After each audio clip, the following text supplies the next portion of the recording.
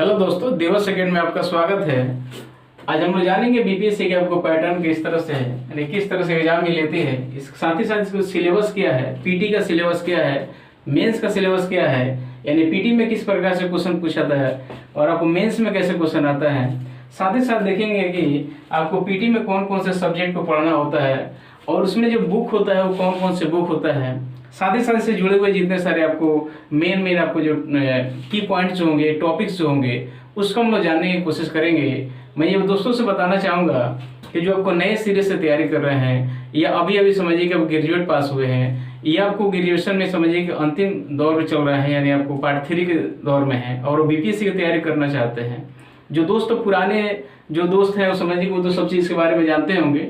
जो नए सिरे से तैयारी करना चाहते हैं उनके लिए वीडियो समझिए कि खास है। तो हम चाहेंगे कि वैसे वैसे स्टूडेंट जो हैं, जो दोस्त जो हैं, इसको जरूर आपको इसको ध्यान से देखेंगे। तो आइए हम शुरू करते हैं आज का वीडियो और इसमें समझेंगे हम लोग बीपीएससी का पैटर्न क्या है। तो ये स्पेशली जो है जैसे आने वाला, जैसे अभी तो आपको 67वीं बीपीएससी का एग्जाम जो है ये मई 7 को है, ये 7 मई को एग्जाम होगा। उसके बाद आपका फिर आपको 68वीं जो बीपीएससी आएगा, तो नए स्टूडेंट जो उससे जुड़ेंगे, जो दोस्त उससे जुड़ेंगे, उनके लिए सबसे ये खास वीडियो है। तो मैं चाहूँगा कि इसको एक टक इसको समझिए कि सावधानीपूर्वक आप लोग इसको देखते रहें और अंत में इसका एक आपको नोट्स बना करके, यानी अकॉर्डिंग टू आपको सिलेबस के हिसाब से इसको बताया गया है।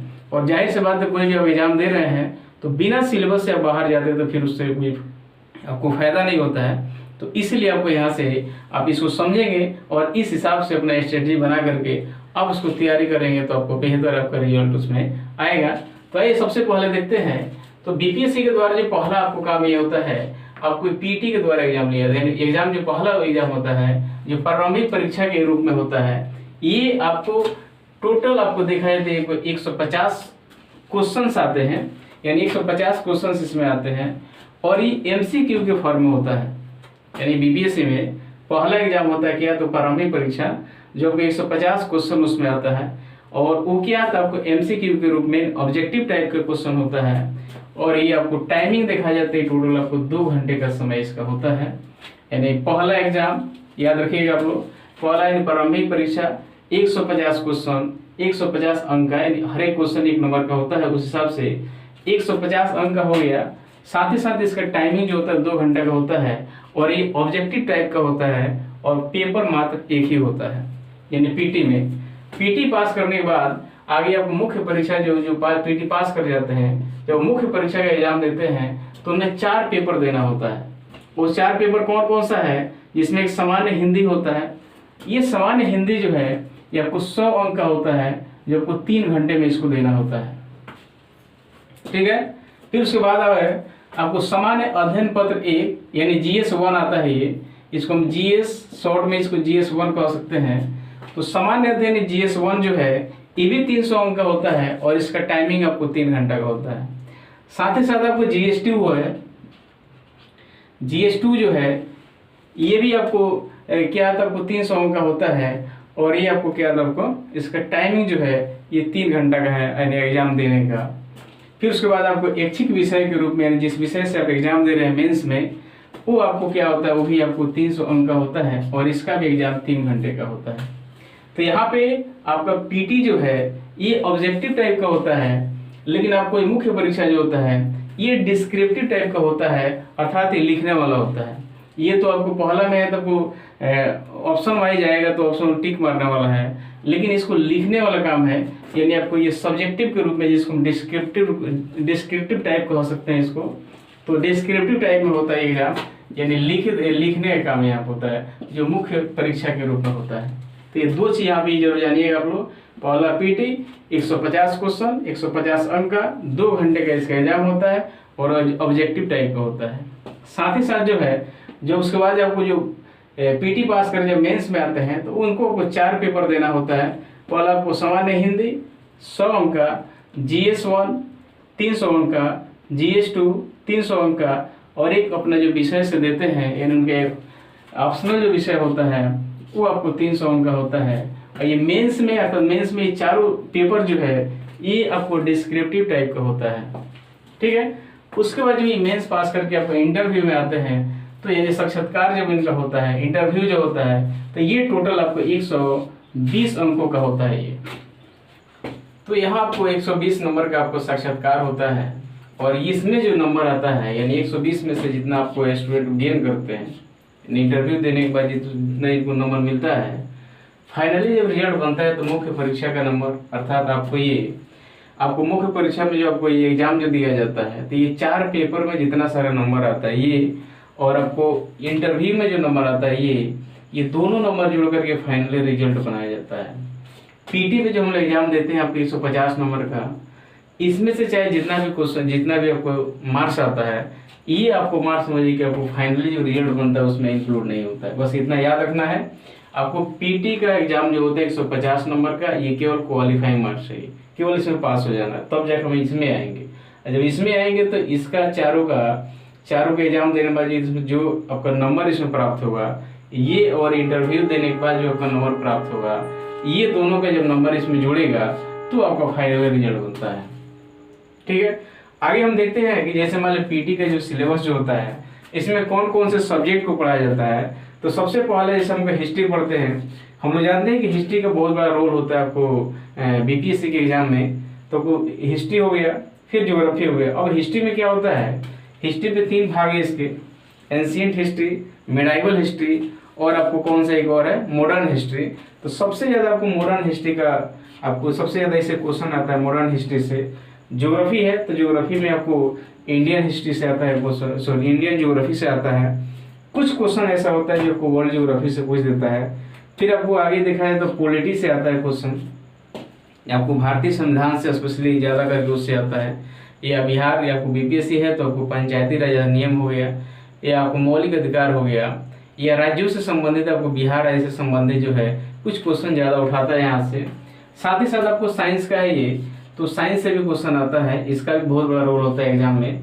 फिर उसके बाद आपको करेंट अफेयर से क्वेश्चन आता है, फिर इकोनॉमी से, फिर आपको बिहार जीके से, और फिर आपको मैथ से आपको कम से कम 10 क्वेश्चन यहाँ से आता है। फिर उसके बाद आपको इंडिया के बजट और इकोनॉमिक सर्वे क्या है, तो इंडिया के बजट और इकोनॉमिक सर्वे से क्वेश्चन आता है। फिर उसके बाद आपको बिहार का बजट और बिहार का इकोनॉमिक सर्वे जो है यहाँ से आता है। फिर आपको जनगणना जो हुआ है, जो सेंसस जो हुआ है 2011 का, उससे भी क्वेश्चन आ जाता है। और फिर साथ ही साथ जैसे मान लीजिए आपको मिसलेनियस में भी क्वेश्चन आता है, तो इसको भी देखना पड़ता है। तो ओवरऑल देखा जाए तो आपको बीपीएससी में जो स्टूडेंट जाते हैं तो मल्टीपर्पज के होते हैं। ऐसा नहीं कि किसी एक सब्जेक्ट में बहुत सारा ज्ञान प्राप्त कर लिए तो हम बीपीएससी में क्वालिफाई हो जाएंगे, ऐसा कुछ नहीं है।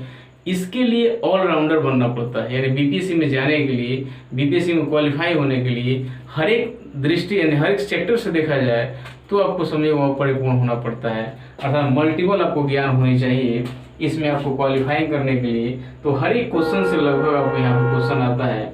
अब इसमें ये कि कुछ ऐसा सब्जेक्ट है जिसमें से सबसे ज़्यादा क्वेश्चन आता है, यानी जैसे मान लो पीटी आपको केवल पास करना है, तो पीटी पास करने के लिए अगर आपका हिस्ट्री पे कमांड हो जाए, आपको साइंस पे कमांड हो जाए, फिर आपको करेंट अफेयर्स पे कमांड हो जाए, और आपको बिहार जीके पर अगर कमांड हो जाता है, तो आपको आराम से इस पीटी को निकाला जा सकता है। यानी सबसे बड़ा रोल किसी का है तो आपको किसका है, हिस्ट्री का, साइंस का, और करेंट अफेयर्स और बिहार जीके का है।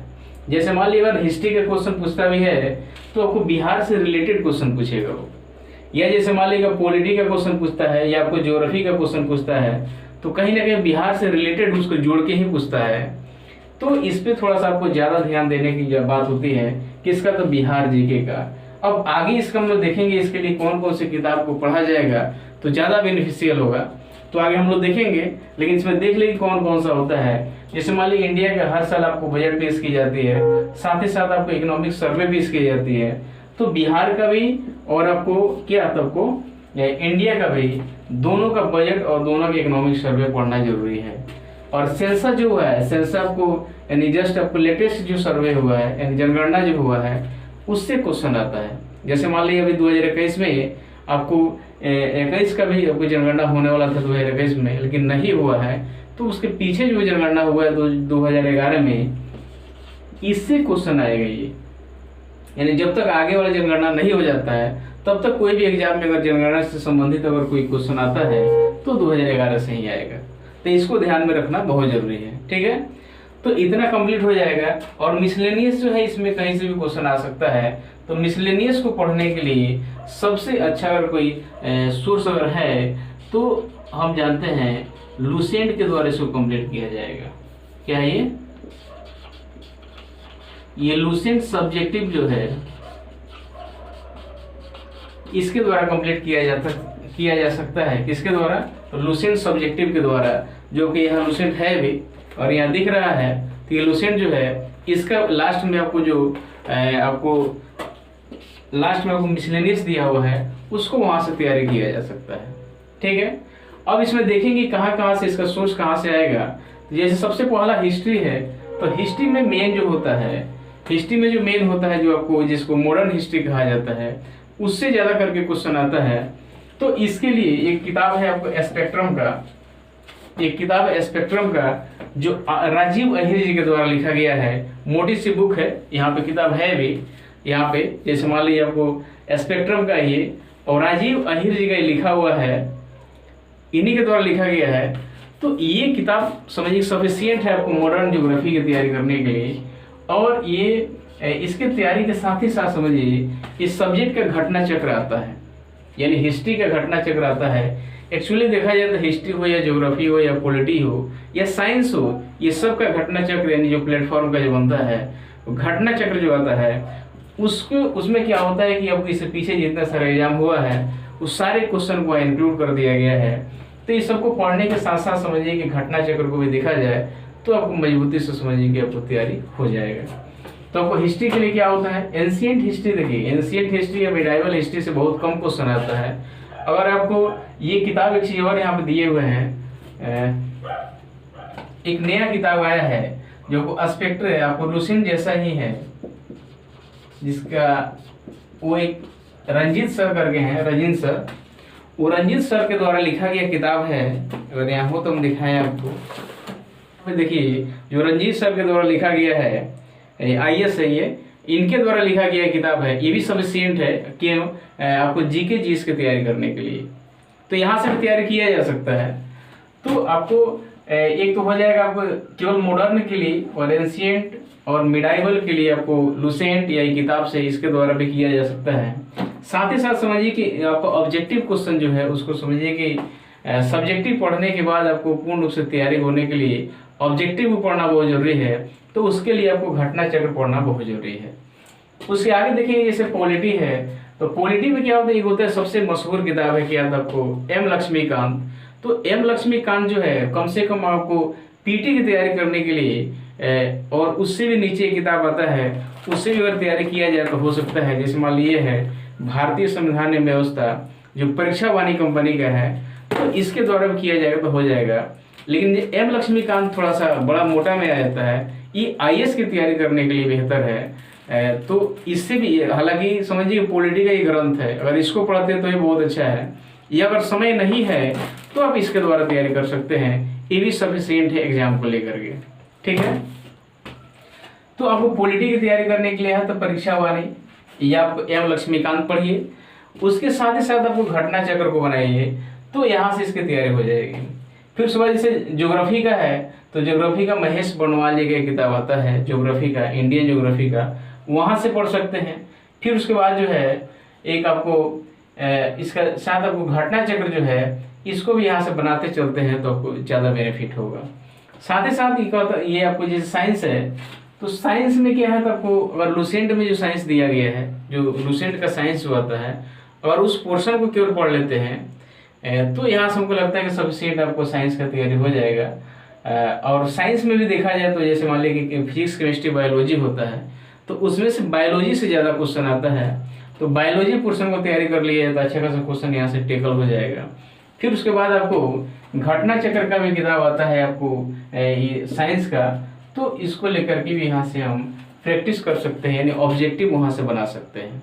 याद रखिए जितना सारा घटना चक्र है ये टोटल ऑब्जेक्टिव है, लेकिन ये सारा किताब जो है ये सब्जेक्टिव है। फिर उसी तरह देखा जाए आगे आपको करेंट अफेयर्स है, तो करेंट अफेयर्स के लिए आपको डेली कोई न्यूज़पेपर पढ़िए, उसका नोट्स बना रहे हैं तो भी बहुत अच्छा है। साथ ही साथ आपको कोई एक मंथली मैगजीन है उसको जरूर पढ़ा कीजिए, जैसे SPD का आ जाता है, एडुटेरिया का आ जाता है, चाहे प्रतिउत्तर दर्पण हो जाता है या दृष्टि का हो जाता है, इसमें से कोई अपने हिसाब से आपको एक मंथली मैगजीन को यहाँ से पढ़ना बहुत जरूरी है करेंट अफेयर्स की तैयारी के लिए। और फिर उसके बाद क्या है, जैसे बिहार स्पेशल है, तो बिहार स्पेशल क्या है आपको, जैसे एक नैनो प्रकाशन में किताब आता है बिहार जीके के लिए, या लुसेंट बिहार लुसेंट का जो आता है वो बिहार लुसेंट जो आता है उससे भी तैयारी किया जा सकता है। या एक और किताब आता है आपको इम्तियाज अहमद का जो ऑब्जेक्टिव फॉर्म में होता है, वो भी अब बहुत बेटर है यानी तैयारी करने के लिए। तो ये सब चीज़ से तैयारी किया जा सकता है, ठीक है। और सारा किताब है उससे भी तैयारी किया जा सकता है, लेकिन केवल एग्जाम को निकालने के लिए, चूंकि हम इसमें ज़्यादा नंबर ला देने से भी कोई फायदा नहीं है, केवल इसको पीटी को केवल क्रैक करना है तो सफिशियंट है। और आगे चल के जब मेंस में जाएगा तो ये सारी किताबों को फिर से जरूरत पड़ेगा। तो हमको लगता है कि आपको इसको बढ़िया से अगर पढ़ लिया जाए, इसको बढ़िया से तैयारी कर लिया जाए, तो पीटी में फायदा तो करेगा ही, मेंस में कहीं ना कहीं फायदा करेगा। साथ ही साथ मैं ये जरूर कहना चाहूँगा कि इस चैनल से जितने सारे वीडियो डाले जा रहे हैं, यानी अकॉर्डिंग टू सिलेबस के हिसाब से बनाया जा रहा है, उस वीडियो को भी देखते हुए जा रहे हैं तो आपको ज़्यादा फायदा होगा। आप वीडियो देखिए, सब्जेक्टिव पढ़िए और ऑब्जेक्टिव बनाते जाइए, आपका बेहतर तैयारी यहाँ से हो जाएगा, ठीक है। त्योहारों इसको देख लीजिए, जैसे मान लीजिए आपको यहाँ तक इसका पैटर्न हो गया, ये 3 भागों में है, पीटी, मेंस और इंटरव्यू है। फिर उसके बाद आपको पीटी का सिलेबस है ये, तो पीटी का सिलेबस में कौन कौन सा क्वेश्चन आएगा। एक चीज़ ध्यान रखिएगा कि आपको अगर कम समय में ज़्यादा तैयारी करना हो तो आपको हिस्ट्री, साइंस, आपको बिहार जीके और करेंट अफेयर्स पर ज़्यादा ध्यान देना पड़ेगा। अगर इतना तैयारी आपका हो जाता है, इतना तैयारी हो जाता है, ये कौन कौन सा, ये हिस्ट्री, फिर उसके बाद आपको साइंस है, फिर उसके बाद ये करेंट अफेयर्स है, फिर उसके बाद बिहार जीके है, इतना अगर पोर्शन तैयारी कर लेते हैं तो आपका क्या, आपको पीटी यहाँ से आराम से निकल जाएगा। क्योंकि सबसे ज़्यादा लगभग आपको 30-35 क्वेश्चन जो है यहाँ से 35 के आसपास क्वेश्चन, 35-38 जो कह सकते हैं ये, क्योंकि इसकी संख्या लगातार बढ़ते जा रही है तो इससे आ जाता है। फिर इससे भारी मात्रा में क्वेश्चन आ जाता है बिहार जीके से, फिर साइंस से भी अधिक क्वेश्चन आता है, और हिस्ट्री से समझिए कि पीटी में तो आता ही है, साथ ही साथ मेंस में भी इसका बहुत सारा असर होता है। तो आगे चल के हम लोग पढ़ेंगे आपको ऑप्शनल के बारे में, तो देखेंगे कौन सा ऑप्शनल लेना ज़्यादा अच्छा होगा, यानी आगे चल के यानी जो पीटी में हेल्प कर दे और मेंस में भी हेल्प कर दे। इसका जो वीडियो बनेगा कि कौन सा ऑप्शनल लेना चाहिए, तो उसमें और सारा सब्जेक्ट का क्लियर होगा कि हिस्ट्री का उसमें क्या योगदान है, ठीक है। और एक बार इसको आपको किताब को देख लीजिएगा यहाँ पे, यानी हिस्ट्री में क्या है, तो हिस्ट्री में विशेष करके आप हिस्ट्री पढ़ रहे हैं तो हिस्ट्री में मॉडर्न हिस्ट्री को केवल तैयार कर लेते हैं, वो भी मॉडर्न हिस्ट्री कब से, जो 1905 से, याद रखिएगा आप लोग। ये तुम्हारे लिए बहुत मोटी बुक है ये स्पेक्ट्रम, इसमें 1905 से जो शुरू हो रहा है सेशन, और वहाँ से आज़ादी तक, या समझिए आज तक जितनी सारी इसमें घटनाएं दी गई हैं वहाँ तक अगर तैयारी कर ली जाती है, समझिए कि ये वहाँ से लगभग आपको तैयारी एग्जाम की दृष्टि से हो जाएगा। ये 1905 से शुरू करके यहाँ से, फिर उसके बाद जो है, हालांकि तो बहुत पहले से 1600 ईस्वी से इसमें दिया गया है, उससे भी पहले का है, लेकिन उतना नहीं। आप 1905 से अगर तैयारी किया जाए और आज़ादी तक अगर तैयारी कर लिया जाए तो लगभग आपको मॉडर्न हिस्ट्री कंप्लीट हो जाएगा। पॉलिटी का आपको परीक्षा बारी से तैयारी कर लीजिए, या उससे बेहतर पढ़ाई करना चाहते हैं, बेहतर नॉलेज रखना चाहते हैं, तो आपको एम लक्ष्मीकांत का तैयारी कीजिए। और फिर उसके साथ ही आपको घटना चक्र बनाते जाइए सबका। ज्योग्राफी है, ज्योग्राफी का महेश वर्णवाल का आता है, इसे देखते जाइए। आपको साइंस का है तो साइंस देखिए, सबसे पहले साइंस जो है ये लुसेंट से आप तैयार कर सकते हैं, कम पन्ना है, कम पेज है, और बहुत कम समय उसकी तैयारी की जा सकती है अगर ज़्यादा ध्यान दिया जाए, और कम समय की तैयारी में ज़्यादा नंबर लाया जा सकता है। ये चीज़ ध्यान रखिएगा आप लोग। करेंट अफेयर्स है तो करेंट अफेयर्स का बहुत बड़ा योगदान है। तो करेंट अफेयर्स लगभग जो है कम से कम 1 ईयर का समझिए कि आपको करेंट अफेयर्स होना चाहिए। और फिर उसके बाद आपको बिहार स्पेशल है, तो बिहार स्पेशल को भी अच्छे से पढ़ना बहुत जरूरी है, क्योंकि इसका भी बहुत बड़ा योगदान होता है आपको एग्जाम में। और इसमें क्या है, बिहार स्पेशल में आपको नैनो प्रकाशन का पढ़िए, या लुसेंट, बिहार लुसेंट आता है उसे पढ़िए, या इम्तियाज अहमद पढ़िए। मैं अगर अपने तरफ से अगर कोई प्रीफर करूं तो सबसे अच्छा क्या है, आपको नैनो प्रकाशन का एक किताब पढ़ लीजिए, और इम्तियाज अहमद ऑब्जेक्टिव है उसको बना लीजिए।